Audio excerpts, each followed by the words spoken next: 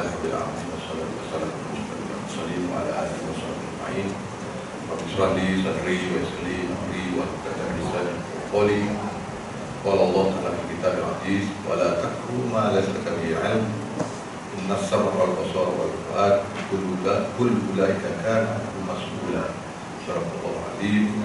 Syukur kepada Allah banyak-banyak. Allah masih lagi memberi peluang pada kita untuk datang ke rumah Allah ini, merukuk dan sujud bersama, dan memberi pada kita kesihatan, masa dan sebagainya untuk kita sama-sama belajar di Al-Quran ini. Mudah-mudahan masa kita diberkati, dirahmati oleh Allah Ta'ala, insyaAllah. Dan jangan lupa lah, kita sebenarnya sepatutnya setiap kali solat dalam keadaan sekarang ini, sama-sama lah kita mendoakan saudara kita di Palestin. Waktu sujud adalah waktu yang paling afdal. Jadi bacalah doa, sampaikan doa tu. Jangan tunggu yang official je kan. Resmi je ada imam baca kunut nazilah, kita pun amin je. Nah, patut setiap mukmin tu bila setiap kali solat tu, waktu sujud tu bacalah kan. Bantulah, bagilah ayat apa pun, doa apa pun dalam hati kita lah, tak perlu cakap dengan Allah, dekat dengan Allah. Maksudnya sampaikanlah hasrat kita semua waktu solat wajib atau solat sunat dalam keadaan sekarang kita sampaikan keadaan itu. Mudah-mudahan Allah bantu saudara muslim. Sebenarnya kalau tengok bumi Palestin ini, bantuan dia ialah dia bagi orang Palestin sendiri itu dipilih oleh Allah kan, dalam keadaan itu. Tapi kita yang jauh, macam mana Allah nak pilih kita membantu orang Palestin? Sepatutnya cara kita lah dengan keadaan Allah tak pilih kita di sana. Jadi biarlah kita termasuk orang yang Allah pilih juga untuk membantu orang Palestin. Cara mana? Terpulang cara masing-masing kemampuan.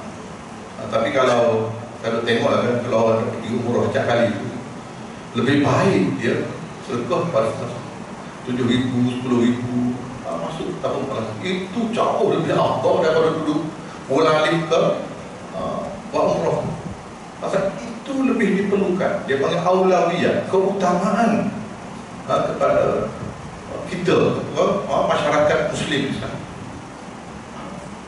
Jadi kalau ada apa-apa pun kita tengok, kita tak apalah, nak pergi enjoy. Sebenarnya kita fikir banyak kali kan, pasal kita sesama Islam ada tanggungjawab. Innamal mu'minuna ikhwatun. Memang kita kan tak ada orang dengan Palestin. Ini kita telah dijarakkan oleh pemikiran sekular kan. Tak terasa itu saudara. Itu masalah sekarang kan. Kita dibatasi oleh batas geografi. Malaysia, Selangor. Inilah sebab perpecahan umat sekarang. Jatuh saja kerajaan Turki Osmania 1930 dulu satu saja fatwa seluruh dunia.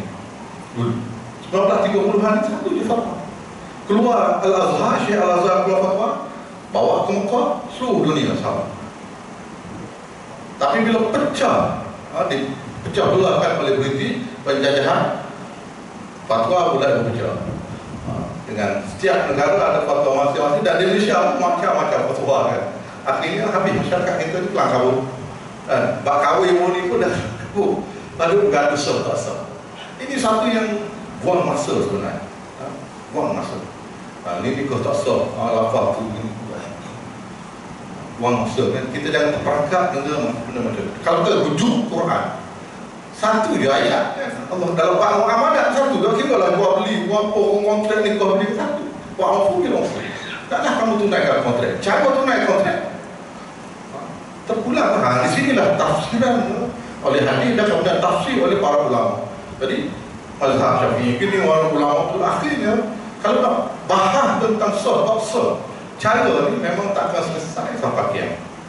Ini masalah umat Islam kita. Akhirnya macam di Palestin tu ada bahawa ini buat ni, ini Hamas, ini Hizbullah. Dan kan Palestin itu tinggal kata sebesar Syam ya. Kalau kita tengok geografi, sebenarnya ini kegagalan umat, kegagalan kita untuk mempertahankan Islam. Walaupun betul di Palestin itu sudah kita. Masalah umat Islam yang ramai ini, tapi dengan membawa slogan masing-masing, pahaman masing-masing, tidak merujuk kepada Al-Quran. Pada ayat seperti tadi Allah sebutkan, wala taqfu ma la ta'lamun. Kamu jangan ikut, jangan buat, jangan ikut sesuatu itu yang kamu tak tahu, yang kamu tak ada ilmu. Kita dalam kehidupan ini mesti ada ilmu. Nak buat apa pun mesti dengan ilmu. Tanpa ilmu mustahil kita buat yang betul. Mungkin banyak kita rasa betul, tapi hakikatnya kita betulkan dengan Quran salah. Kita rasa betul, tapi tengok Quran, dasarkan Quran, dasarkan hadis salah. Sebab itu sesuatu itu kita kena buat dengan ilmu. Dan Allah akan sama lagi, inna samra wal basara wal fuad. Sesungguhnya telinga kita, mata kita, maksudnya alat-alat yang Allah kurnia kepada kita ni untuk kita terima pengajian, pembelajaran. Allah kata akan dipertanggungjawabkan. Di muka bumi ini kita kata boleh lah, saya tak tahu lah mereka kan, saya tak tahu, tak belajar, tak ada kesempatan. Tapi bila di alam kubur nanti, bila malaikat mungkar nak tanya kita, tak sempat lah mereka, tak ada belajar, tak tahu, boleh kita jawab apa itu diterima. Ini keadaan. Sebab itu kita Muslim, mukmin, minal mahdi ilal lahdi, belajar daripada buaya sampai dia lah. Tak ada full stop, tak ada full stop. Belajar.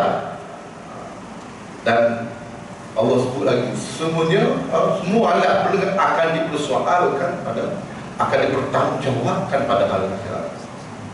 Jadi dengan berdasarkan ayat ini, kita kena faham bahasanya seluruh anggota kita ni akan dipertanggungjawabkan. Dan buatlah sesuatu perkara itu dengan ilmu. Dan janganlah buat sesuatu itu tanpa ilmu. Dan satu kan, ini bab faraid kan, masuk sikit bab faraid. Banyak iklan yang saya gunakan. Penyelesaian masalah faraid yang melibatkan kos wama yang panjang adalah melalui hibah. Ini campaign yang diiklan syarikat bisnes, bisnes sekali. Sediakan hibah 100% atas nama isteri adalah satu penyelesaian. Allah Akbar. Sebenarnya bila kita buat tu benda ni, belajar, berkitab, berguru. Kalau tidak kita tak faham. Faraid ni kita faham hak dan tanggungjawab. Saya ulang banyak kali kan, bila belajar faraid yang kita belajar hak dan tanggungjawab. Tuan-tuan tengok buku YouTube, cari orang bahas faraid, lu cerita apa? Mesti cerita hak. Cuba cari bab tanggungjawab dalam di sini. Kenapa tidak berkitab? Kalau kita belajar berkitab, semua hak tanggungjawab. Bila berubah hak ni, tentu adalah mati sekian banyak. Yang kita pun belajar, memang kena belajar itu. Tapi jangan lupa satu lagi bahagian penting dalam masalah pusaka ialah apa tanggungjawab? Tanggungjawab nafkah kepada anak, nafkah kepada adik-beradik, nafkah kepada anak saudara, payah kan? Nafkah kepada, last kali nafkah kepada sepupu. Ayat ini diabaikan. Sebab tu bila kita tengok macam ni, kau kata, cara penyelesaian, tuan tak ada anak laki buat hibah. Isteri tuan ni bahaya ni, kalau meninggal lah, ini tak dapat apa-apa. Ini yang dipromosikan kan? Dia goda isteri-isteri kan? Dan isteri mudah digoda. Memang itu lumrah. Nabi Adam pun tergoda dengan isteri itu kan? Jadi tackle isteri. Ni kalau gini bil puan ni 1/8 je kan? Ataupun 1/8 belum. Kalau kau tambah 1/8 itu dah kempen. Jadi isteri pun buat ibu bersyarat. Goda isteri kita dan kita ni betul-betul dia pergi jawab apa kan, kempen. Akhirnya buat hibah. Ingat, hibah bukan penyelesaian. Ingat Allah tak tahu tentang kehidupan kita kan? Saya sebutkan dalam ayat Quran ada 500 lebih ayat tentang hukum. Ayat Quran paling rinci dalam ayat hukum ialah ayat faraid. Hukum Allah tak tahu, ada lagi manusia bijak yang menghirup udara Allah, jalan atas bumi Allah, makan makanan Allah, para tak boleh menyusahkan, melampaukan hibah penyelesaian. Ini handal betul. Ini sangat handal. Kena faham, kita ni hamba Allah, kan? Berkelip mata pun Allah urus, kan? Semua ni Allah urus kita. Nak tunduk, nak sujud, apa semua atas ihsan Allah. Kalau Allah tarik sikit je, kan? Sakit lutut dah, sakit mata dah, gaul dah, apa semua sikit je. Tapi kita kata ini hibah penyelesaian. Sekarang ni dalam mahkamah, di antara isu banyak ya, hibah. Tuan-tuan sekarang kita sikit kan, ini tak sangat. Tapi kenapa munculnya hibah? Hibah bersyarat. Kita buat syarat, kalau saya mati, apa? Hibah pada bini, kan? Pasal takut boleh orang lain. Kita fikir harta ni sampai ke lubang kubur fikir lagi, kan? Sudahnya itu luar batasan kita dah, kan? Anak itu kita fikir apa semua. Sedangkan kita ni hamba Allah, fikir setakat kita. Oh, dipikir sampai lubang kubur fikir. Kalau gini ni anak tu dapat, anak hebat tu fikir, kan? Fikir kita macam mana. Dan bila penyelesaian kita hibah bersyarat yang popular sekarang, saya tak tahu ada tuan banyak yang buat atau tidak, kan? Sebenarnya nak cerita sikit. Hibah bersyarat ini muncul pada 2013, kan? Baru je. Itu apabila akta apa nama IFSA, Islamic Financial Act 2013 muncul. Bila bank negara nak praktis benda ni, ini kan, kita kira sikit, kan? Habis masa tak tarik, tapi kena tahu, kan? Sikit. Dia dalam akta ni timbul isu ialah masalah takaful. Takaful katakanlah A ini ayah, kan? Kemudian anak lelaki, contoh, kan, saya nak faham betul-betul, kan? Kesor ni kenapa ada hibah bersyarat sejarah dia, dan sekarang kita duduk salah guna. Ayah ni masuk insurans. Maka katalah ni ada banyak lah berapa, kan, 100 bulan, ini pun 100 bulan monthly premium ni, kan. Kemudian matang 20 tahun. Kalau ditakdirkan ayah ni mati, semua harta dalam insurans ni dia parai. Ini tak ada isu. Waktu sebelum 2000 akta tu muncul pun memang ini farai lah. Majlis fatwa dah gazet ini semua harta ni farai. Tapi muncul masalah bila nak gabungkan akta bank dan takaful ni, IFSA tu, dipanggil IFSA. Bila nak praktis akta ni, sebelum tu akta bank sama 1983 atau dan takaful. Jadi katakanlah anaknya 7 tahun, anaknya 10 tahun, contoh, kan? Umurnya. Ayah ambil takaful untuk diri dia, untuk anak lelaki, anak perempuan. Kalau dia mati, beres. Ini takaful, selesai. Clear. Tapi ayah juga ambil untuk anak dia. Pasal apa? Insurans ni matang 25 tahun, sehingga 21 tahun anak-anak ni. Dan kalau ayah ni mati, insurans akan top up monthly payment ni kepada sehingga anak ni matang 21 tahun. Jadi macam mana bila ayah mati, duit ni premium ni boleh tak sambung. Situlah panel syariah, bank negaranya bincang-bincang, kita buatlah satu kelulusan, iaitu hibah bersyarat. Pasal apa? Orang ni, ayah ni telah bernama pada anak ni, katalah Ahmad ni Ali. Anak Ahmad monthly payment, dah bayar dah 5 tahun, ini 5 tahun, sama-sama 5 tahun, tiba-tiba ayah mati. Jadi premium ni akan diteruskan oleh insurans sehingga anak-anak umur 21 tahun. Jadi bila anak-anak 21 tahun, duit siapa? Di sinilah keadaannya. Panel syariah kata ini kita buatlah hibah bersyarat, bagilah ke anak-anak ni untuk, pasal niat ayah memang untuk ni. Niat ayah memang untuk ni, memang purposely untuk ni. Gol-gol ni. Itulah asalnya hibah bersyarat.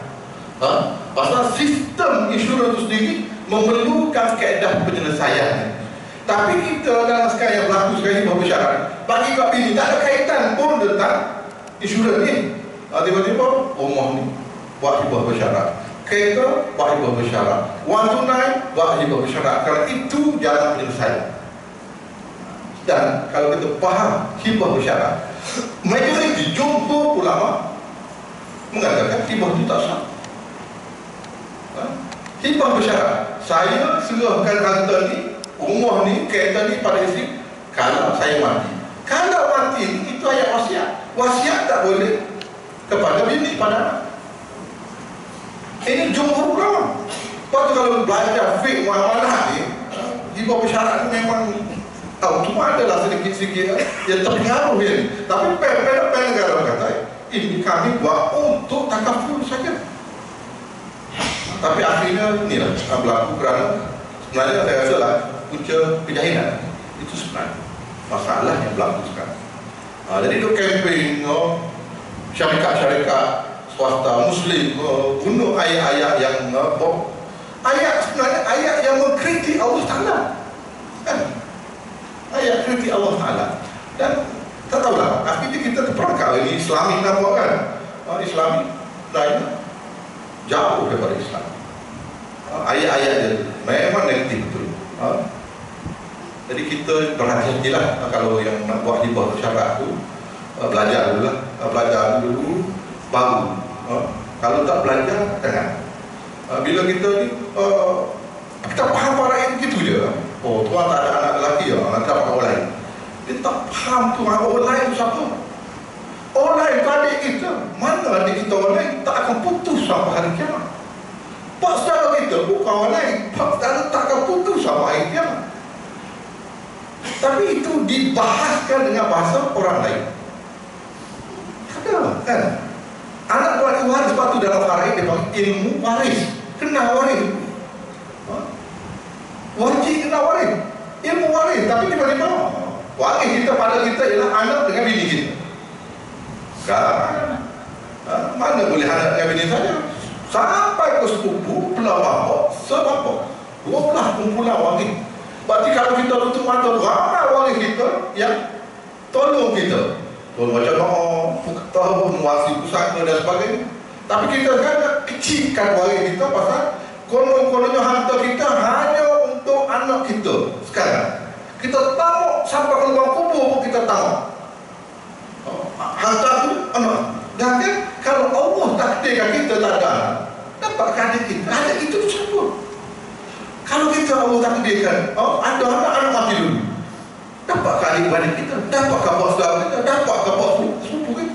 Siapa semua tu? Dan ingat realitinya, walaupun anak kan kita tak semestinya dia doa untuk kita.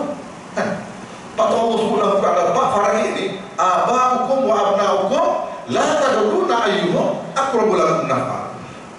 Bapa-bapa kamu, datuk-datuk saudara, anak-anak cucu-cucu kamu, kamu tak tahu siapa yang memberi manfaat kepada kamu bila kamu mati atau kamu sakit terlantar. Kamu tak tahu.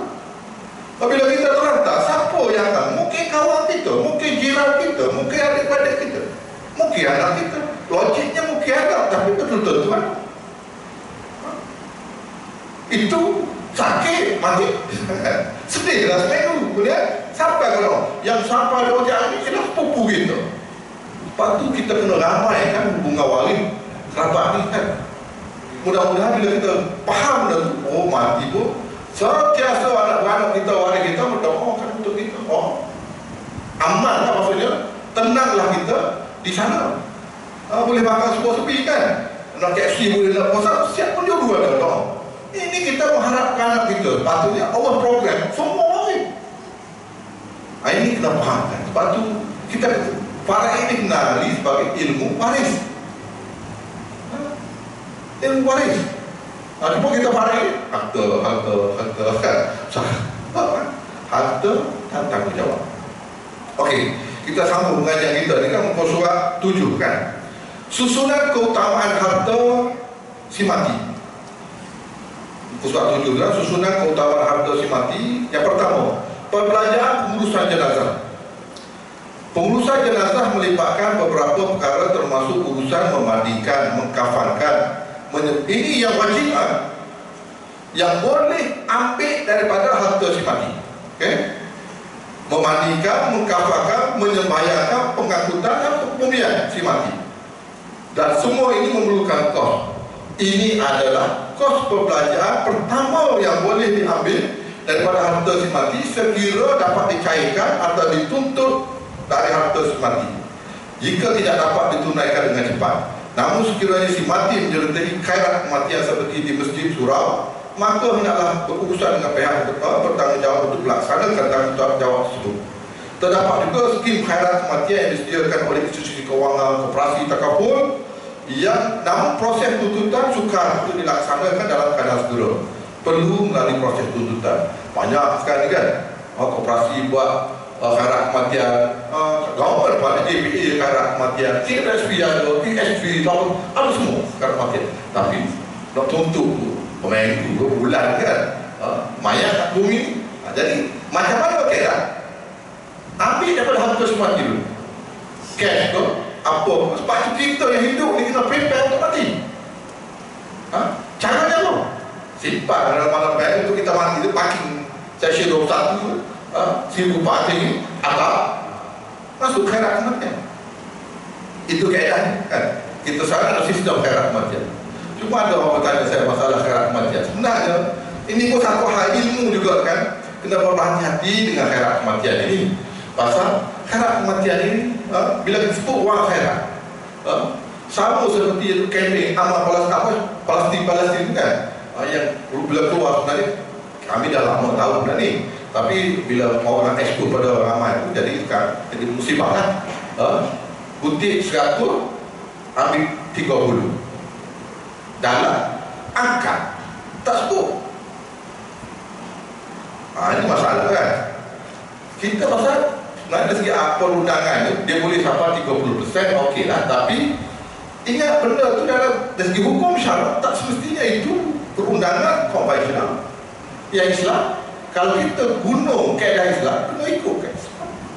Biasanya wakalah mutlaqah atau wakalah muqayyadah kita gunakan. Bila kita guna kontrak, kena ikut sepenuhnya. Berapa? Kena jelaskan. Cas pengurusan 5%, berapa persen? Lepas tu ada fatwa-fatwa yang NGO baru mengharamkan, tak sah.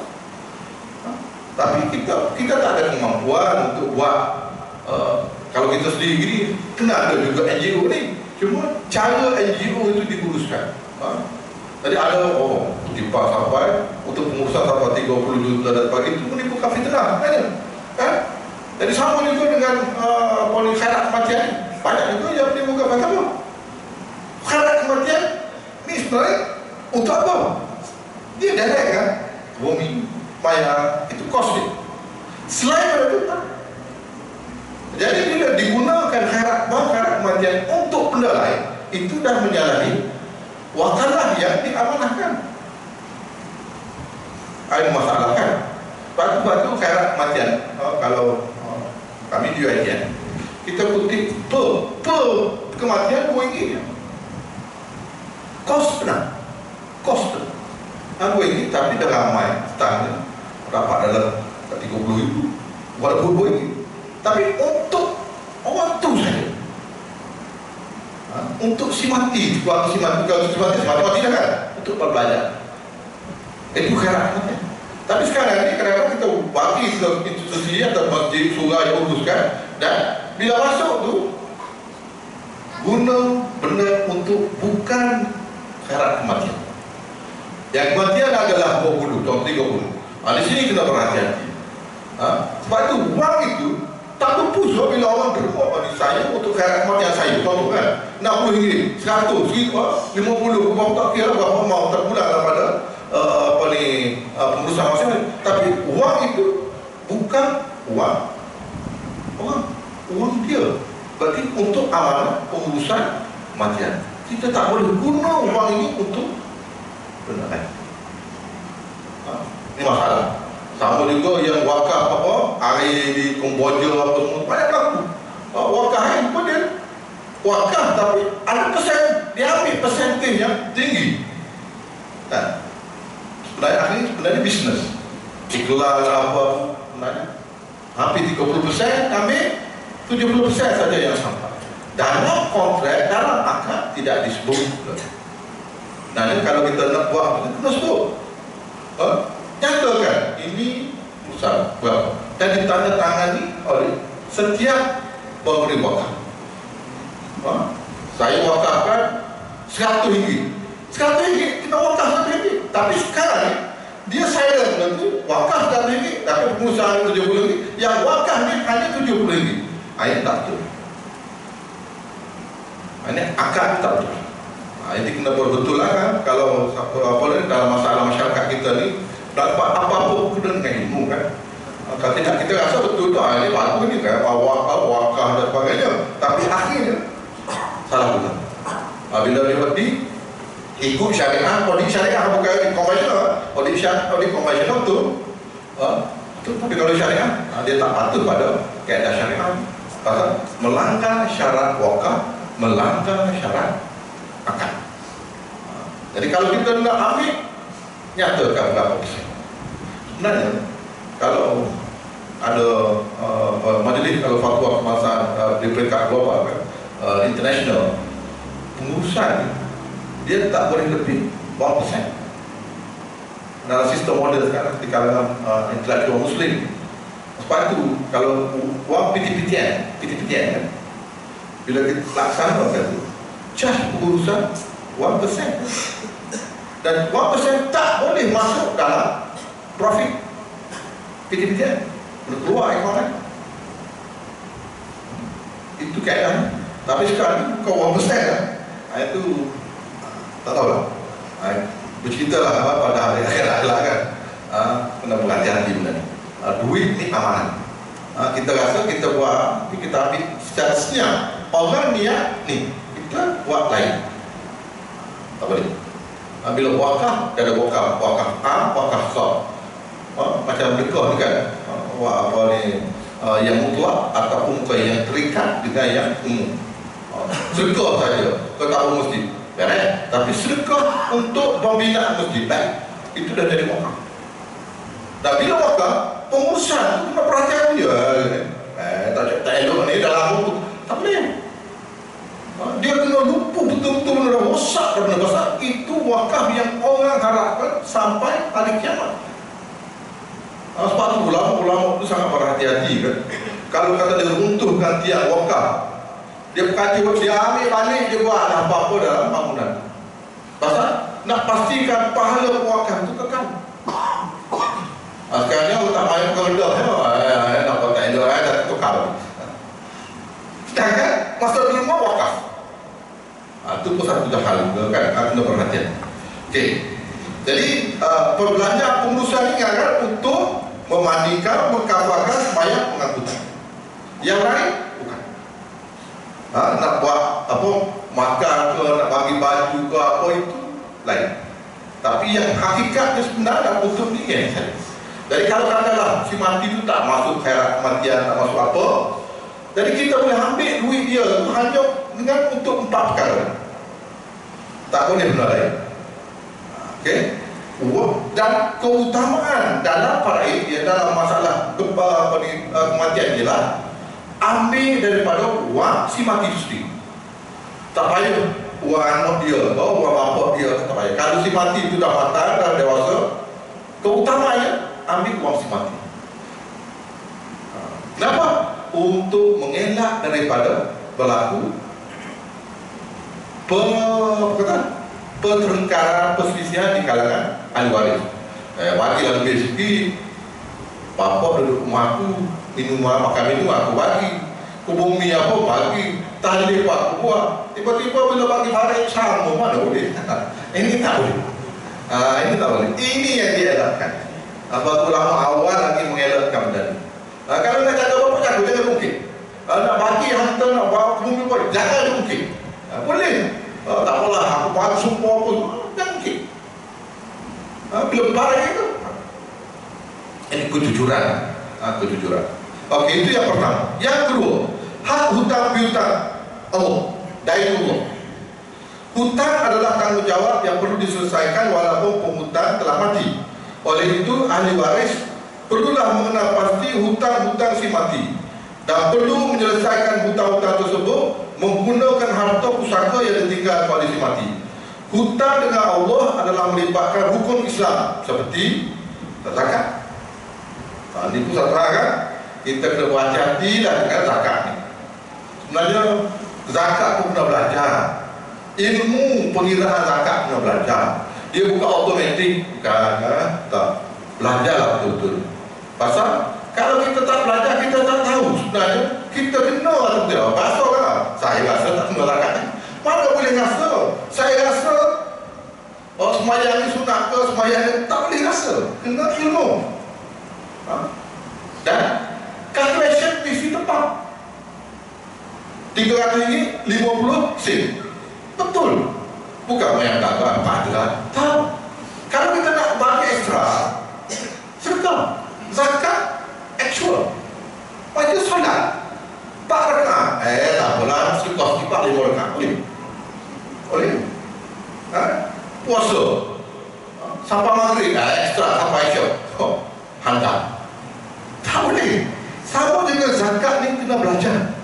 Tapi sekarang ilmu zakat kan, tahu kan? Banyak automatik. Banyak automatik. Jadi bila automatik ni masuk in advance lah, buat potongan gaji bulanan lah, sebelum kira pendapatan kan. Tuan, siapa yang buat potongan bulanan advance? Ini kontrak dengan apa yang berlaku dalam beberapa syarikat pemungutan zakat kan. Syarat umum zakat cukup hal cukup nisab. Bila kita buat advance potong gaji awal, bulan pertama dah bayar zakat, bulan kedua kita mati, betul? Uang tu maksudnya zakat tu tak perlu lagi kan? Pasal apa? Bulan pertama mati, sedangkan dia kira-kira per gaji dia setahun, bulan ke-9 baru dia cukup nisab. Kata nisab sekarang apa? 20 ribu lebih. 20 maka 260 kali 12, 260 kali 20 gram emas kan, 40 ribu sekarang. Jadi kalau katakanlah kawan dia tak cukup lagi, tiba-tiba dia potong dah bulan, mati, dia tak wajib zakat, dia bayar. Maksudnya semaya subuh sebelum waktu subuh, kupak semaya subuh dah. Awas semaya subuh. Boleh. Ini yang berlaku realiti masyarakat. Pasal kita terikut-ikut, bukan dengan belajar kita, belajar buku, bacakan pun kita belajar apa sebenarnya. Cara kira tempoh. Kita belajar sekarang kita ngomong tahu hijrah, tahu masih. Itu pun salah kan? Saya tukar pakai dia. Tahun hijri dalam Islam. Oleh itu ahli waris perlulah mengenal pasti hutang si mati dan perlu menyelesaikan hutang-hutang tersebut menggunakan harta pusaka yang ditinggalkan oleh si mati. Hutang dengan Allah adalah merupakan hukum apa tadi, zakat, fidyah, puasa, haji yang tidak mampu ditunaikan oleh si mati semasa hayatnya dan dalam keadaan mampu. Begitu juga hutang berkaitan nazar, diyah, kafarah. Ini hutang Allah. Dan buku Islam 3 kan. Zakat ni, zakat biasanya zakat harta, zakat apa zakat harta, zakat pendapatan, zakat perniagaan kan, dan juga bulan puasa apa? Zakat fitrah. Zakat fitrah semua bayar kan, pasal nak kaya. Tapi yang miss zakat harta ataupun puasa, fidyah puasa. Sebab ni fidyah puasa orang perempuan terutamanya, kalau sakit dan sebagainya, kalau tak, kita tulis. Pasal kita tak tahu bila kita mati. Bila kita mati tiba-tiba puasa dah lagi. Awak mati dah, elok mati hari Jumaat, pagi Jumaat mati. Duduk semua solat subuh. Tapi dia ada hutang dengan Allah, hutang puasa. Masalah. Al-nafsul mu'minu mu'allaqah bidaini hatta yuqtal. Rasulullah SAW, ruh orang mukmin akan tergantung mu'allaqah, akan tergantung disebabkan oleh hutangnya sehingga dijelaskan hutangnya. Masalah. Kita hebat tapi sebenarnya masalah. Jangan. Lepas tu kita kena berhati-hati dengan hutang. Hutang dengan Allah kena berhati-hati. Boleh kan? Beritahu pasangan kita, apa ada hutang zakat kita ambil lagi ni. Bayar hutang tahun ni 2,000, tak mau bayar 1,500. Ada hutang 5. Boleh beritahu anak-anak, boleh beritahu hutang. Tuan. Sama juga dengan fidyah puasa kan. Tak qada di puasa ni. Berapa? Ini kita maklumkan. Dan nazar, kita ada bernazar. Nazar ni penting juga dalam Islam. Sebenarnya kalau kita masalah musibah apa besar, nazar. Nazar ni kaedah yang disyariatkan dalam Al-Quran, dalam disyariatkan oleh baginda Rasulullah SAW. Susah sangatlah. Ini nak dapat ni, ini kritikal sangatlah. Pembedahan isu ini sangat serius kan. Macam mana nak serah pada Allah? Kita bernazar pada Allah. Dan nazar bila nazar apa? Nazar sekor lembu ke kan, sekor kambing ke, sekor ayam, kita kira apa pun. Nazar serah pada Allah. Nazar puasa. Jadi bila kita nazar ni, maka kita kena tunaikan. Tapi ingat kan, nazar ni satu kekuatan. Terserah pada Allah, Allah akan bantu. Dari segi sirah Rasulullah SAW, kisah Rasulullah anak cucu Rasulullah Hasan Husain sakit. Hasan Husain sakit tu panggil tu orang tabib tu tak sembuh. Dan Rasulullah dengar apa? Dengar cucu aku sakit ni pergi tengok Hasan Husain tak kelekok sakit sangat. Dia pun Ali tengok kamu dah bapak kau cucu aku dah tak sembuh. Cuba kamu bernazar. Jadi saya dengar ni dan Siti Fatimah ni bernazar juga. Kalau 2 juta anak dia sembuh, puasa 3 hari. Dan ditakdir Allah sembuh. Ini syariat. Sembuh. Bila sembuh tu, saya dengar Ali dengan Siti Fatimah ni nak tunaikan nazar dia kan. Kisah nazar ni dirakamkan oleh Allah dalam Quran surah Al-Insan ayat 7 ke, yufuna wan nazri wa khafuna yawman kana syarruhu mustatira wa yut'imuna at'ama ala hubbihi miskinan wa yatiman wa asira. Maksudnya dia kiri ke maksudnya 2 orang ni bernazar untuk memenuhi nazarnya. Dia memberi makan kepada orang miskin, anak yatim dan pelarian. Dan kisah ini dalam kitab tafsir panjang kita. Kita panjang. Maksudnya tunggu puasa, dan puasa mereka beri tak ada apa semua, akhirnya berterusan selama 3 hari untuk laksanakan nazar. Dan apa yang kita baca dalam hal atas dan insan kan, bagi mak kan. Sekarang tak baca lagu bid'ah macam-macam lah. Tapi dalam hal atas tu kita tengok pun cuba buka ayat kisah tafsir pelaksanaan macam mana Sayyidina Ali dan Siti Fatimah melaksanakan nazar tu. Dan bukan saja Siti Fatimah, cucu-cucu dia juga, orang gaji dia juga berserta nazar dan akhirnya sembuh. Ini nazar penting. Okey. Kemudian apa lagi? Begitu juga nazar, diat dan kafarah. Kafarah denda lah kalau sumpah dan sebagainya. Okey. Kemudian satu lagi yang terakhir sekali sebelum tuan soalan saya tak sempat tak pakat dulu. Ini soalan panjang daripada jemaah di Masjid USJ minggu lepas. Tapi ini berkaitan dengan kita juga kan. Boleh kita belajar ilmu. Ini yang realiti ya masyarakat. Saya nak saya nak sedikit penjelasan dan Ustaz. Adik saudara saya baru meninggal dunia. Meninggal dunia disebabkan kerosakan sistem saraf. Saraf rosak. Di akhir hayatnya tidak dapat bercakap dan lumpuh seluruh anggota tangan dan kaki. Okey. Tidak mampu juga makan dan sebagainya. Bedridden. Semasa dia dalam keadaan hampir meninggal dunia, isterinya telah mengeluarkan semua duit simpanan KDBS. Agak banyak, berarti berjuta-juta juga lah, dengan menggunakan khidmat lawyer guna cap jari. Minta pegawai bank datang ke rumah untuk keluarkan duit awak. Soalannya, adakah ia dibenarkan kerana awak sudah hilang kemampuan not so sure kuasa membenarkan transfer semua duit ini. Arwah meninggalkan seorang ibu, isteri dan 2 orang anak lelaki, 1 anak perempuan. Arwah masih ada sebuah rumah dan sebidang tanah. Ini pun isteri arwah mendesak ibu mertuanya melepaskan hak faraid pada beliau. Di realiti masyarakat. Kalau kes macam ni, kan? Saya pun tanyalah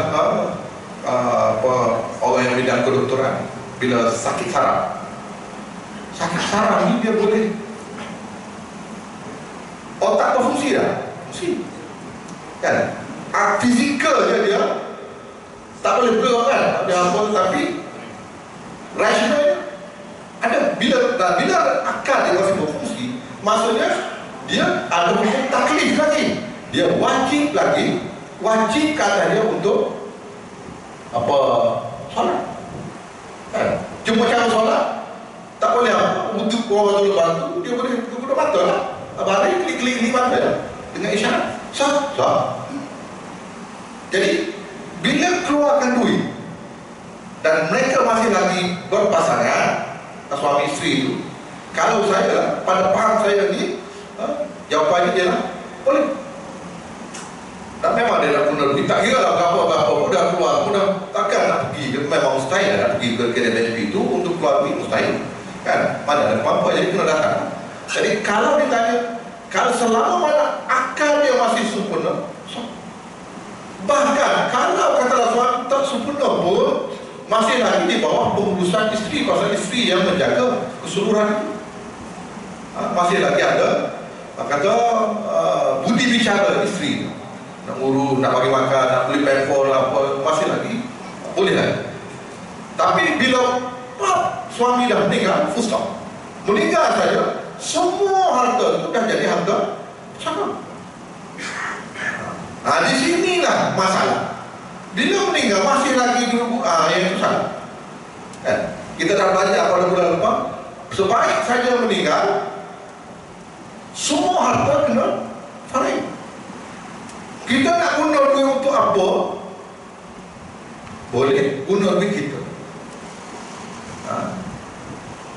Tapi ni bini aku, ni suami aku, pin number dengan kita pun keluar buat beli tu, beli ni kan, beli beg baru, beli kereta, ada seorang tu beli bini baru, kalau lelaki kan,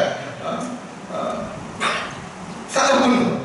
Pasangan ni salah guna, sedangkan harta peninggalan si mati perlu difaraid terlebih dahulu. Dan kini dia ada ibu mertua kau, tak boleh ambil sewenang-wenang, kan? Tengok, kan? Contoh kiraan dia. Berarti ni saya mati tadi, meninggalkan isteri, ibu, 2 anak lelaki, 1 anak perempuan. Okey. Isteri kita dah belajar apa? Ada anak berapa? 1 per 8. Pasal apa? Pasal ada anak. Kena ingat kan? Rumah tu kan, semua perempuan, bila suami mati, isteri 1/8 kalau ada anak atau cucu dari anak lelaki. Kalau tak ada, 1/4. Terbalik pula, kalau si mati ni bini, suami 1/4 kalau ada anak. Kalau tak ada anak atau cucu dari anak lelaki, 1/2. Okay, yang kes ni, ibu, berapa ibu? 1/6. Wali abawan likulli wahidin mas'ul. Ingkana wala. Bila ada anak, ibu 1/6.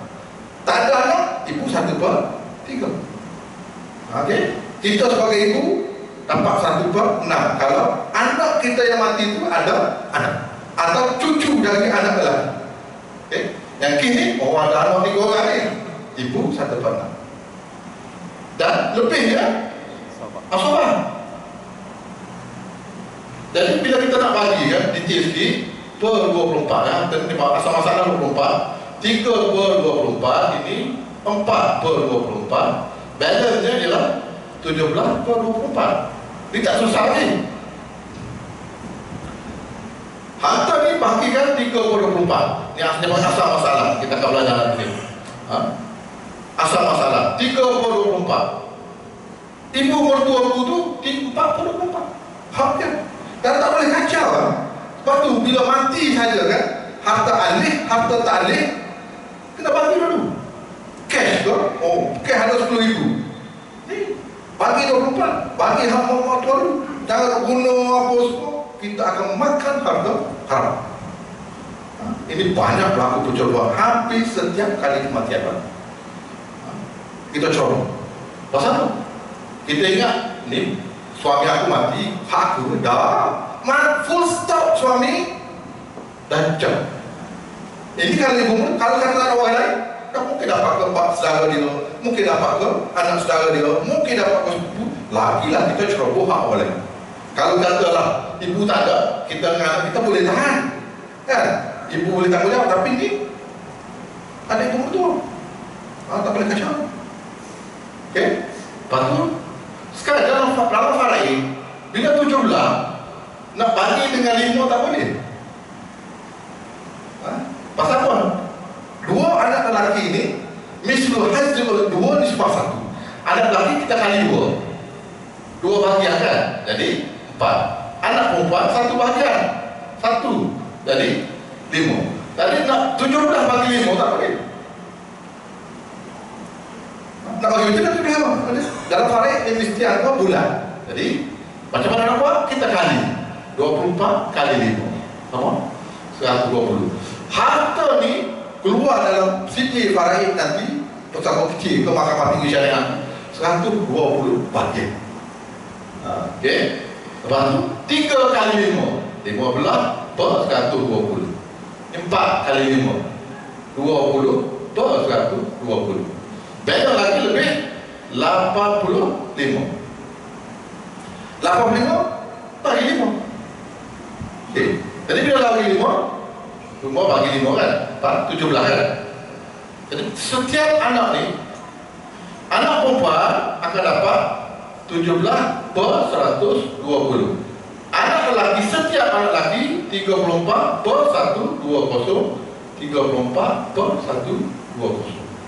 Inilah yang tasih, yang officialnya keluar dalam segi faraid. Dan ingat, ini bukan tanah saja, bukan rumah saja, semua aset, harta alih, harta tak alih, wang tunai, barang kemah, alat peralatan, barang rumah pun kena bagi 120. Kalau benda yang tak boleh bagi, pincang anak barang ni. Sama ni, okay. Nak kereta, tak nak kereta, nak meja, nak kursi apa, pincang lah. Kalau tak nak langsung apa ni, dia panggil taharus, sekolah semua. Tak perlulah. Biasanya macam ni kan, umumnya kalau ibu ni, kalau dia ni faham kan, kalau belajar pergi masjid, kata pergi masjid masalah ni kan.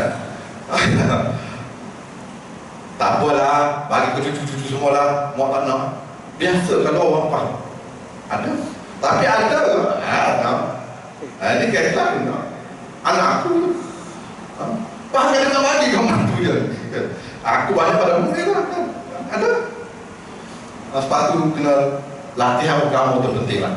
Agama ni sangat penting dalam kehidupan. Tak kira siapa saja. Allah malam takat dulu kalau pasal dia tak sempat. Ada soalan? Tak ada.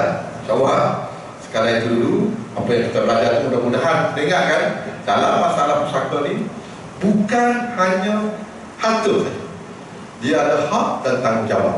Macam kes tu kan, tu anak-anak tu kan, mati apa ni, pak saudara dapat tu tak ni sikit-sikit kan, bapak saudara tak ada ni.